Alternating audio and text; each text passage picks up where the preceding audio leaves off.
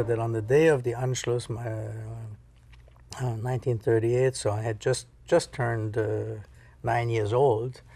I left that morning, and we lived in the vicinity of the city hall, the Vienna Rathaus, and I went down there, and I saw these tens of thousands of people on the street, and all the German flags and the music and the bands and everything else, and I was in there with the mass of the people, shouting my head off like everybody else. Ein Volk, ein Reich, ein Führer. One people, one Reich, and one leader.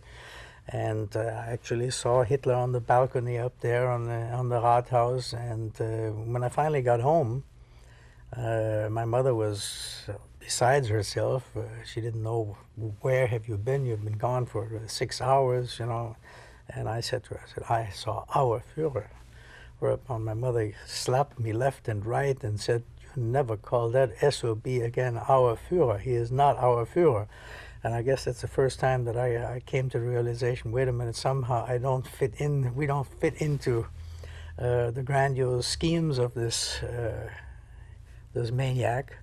But as I said, at 9, I wanted to have a uniform like all the other kids who were joining the Hitlerjugend, you know, and have a little dagger and Sam Brown belt and march to the music and the drums. It all was fascinating and hypnotizing for a young kid.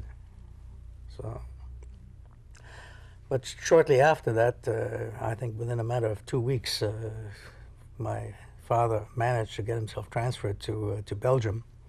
And we emigrated hurriedly and left most of our property in Austria and fled to Belgium. What about in school during that spring of that year? Did the teachers talk about, do you remember any mood of change? Was it obvious to you as a child that something was happening or not? I can't really say that I remember it. I mean, yes, all of a sudden there were swastika flags in the schoolroom, and Hitler's picture was up on the wall.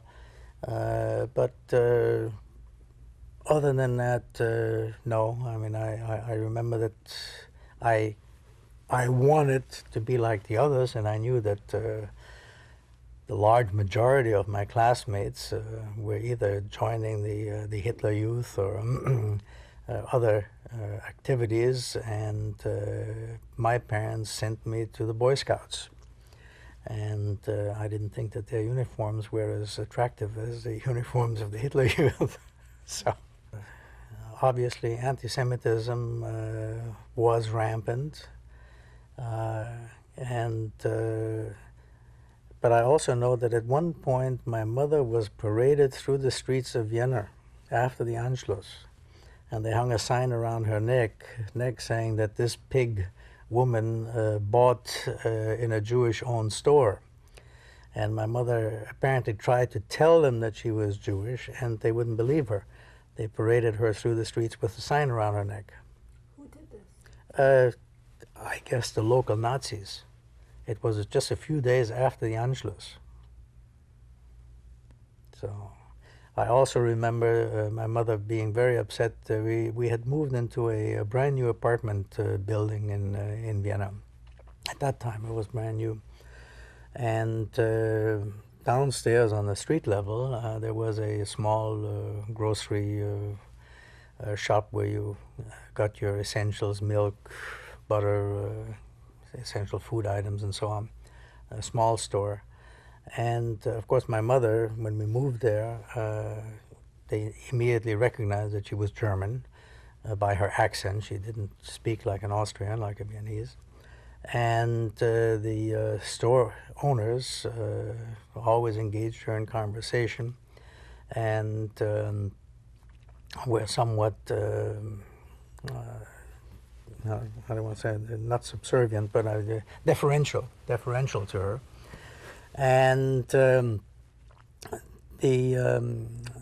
I know that quite often the conversation turned around Hitler, Germany, And the shopkeeper would always say to my mother, well, just let him try to come here into Austria. We'll show him. We'll throw him out in no time at all. And the morning of the Anschluss, when my mother went downstairs to get her milk and bread in the shop, the first thing that the man greeted her with was Heil Hitler, Frau Feigl. And my mother was astonished. I mean, overnight, this man suddenly became a Nazi. And as she left the store, she looked in the window of the door, and there was a big sign, from today on, the German salute is Heil Hitler. Okay? And the other day, prior to that, it was always, as the Austrians say, Grüß Gott, which is literal translation is God be with you, or God's greetings. And from one overnight, I mean, it became Heil Hitler.